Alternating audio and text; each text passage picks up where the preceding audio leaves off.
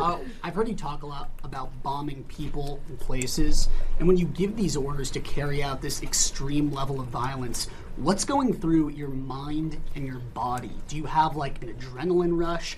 Are you scared? Do you feel like you're on a power trip? Just walk us through and paint us a picture of what it feels like mentally and physically. It's a very TMZ question. My only thought process is to ensure that our warfighters have everything they need to be successful, defeat and destroy the enemy, and they come home.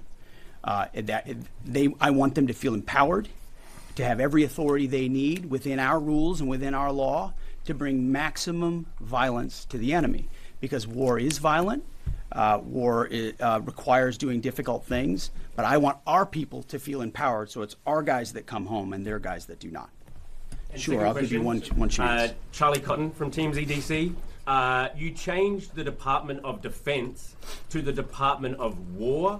Would you consider changing the name again to the Department of Peace, since that's what we're all after? Well, that's the pursuit. It's a great question, actually. You go from defense to war because you want to be proactive about peace through strength. And really, I gave a speech in front of generals about what the ethos of the War Department is all about, because I wanted to go through every echelon of this department. It means something. It's not just words. And when you fight a war the right way, the idea is on the other side you bring about peace. That is what we'd like to see the most. In fact, I once did a video about the one institution that should win the Nobel Peace Prize every single year is the United States military, because we are the guarantor of the safety and security of, not just of our country, but of a lot of people in this world.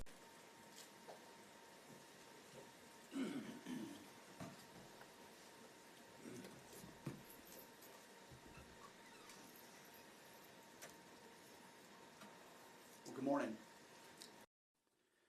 It's a bold and dangerous mission, a gift to the world, historic, courtesy of a bold and historic president. That mission continues today in this new phase as Iran has an important choice, a chance to make a deal, a good deal, a wise deal.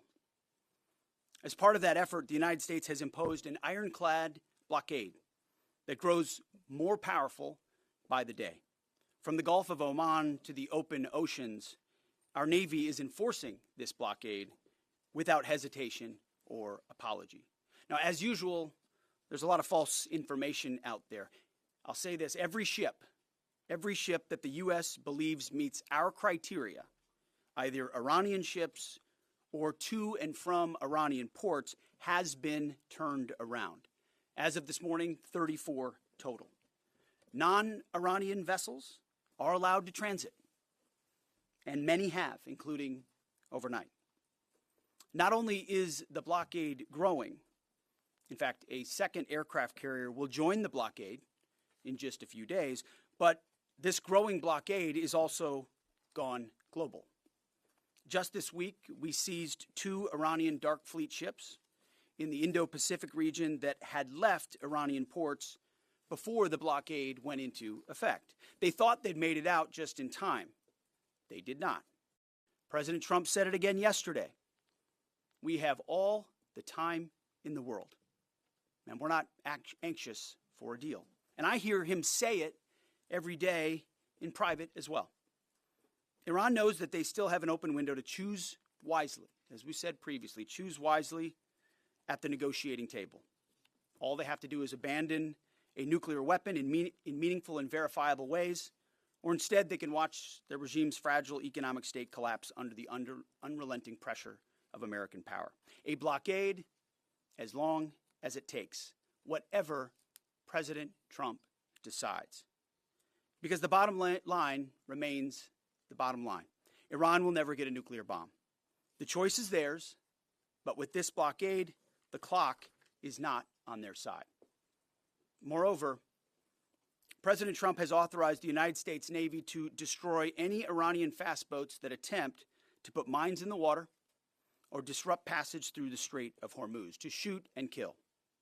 Our commanders have clear rules of engagement. If Iran is putting mines in the water or otherwise threatening American commercial shipping or American forces, we will shoot to destroy.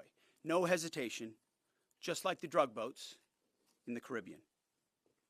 It's also worth saying this should not be America's fight alone. We barely use the Strait of Hormuz as a country. Our energy doesn't flow through there, and we have plenty of energy. Do you feel like you're on a power trip? Just walk us through and paint us a picture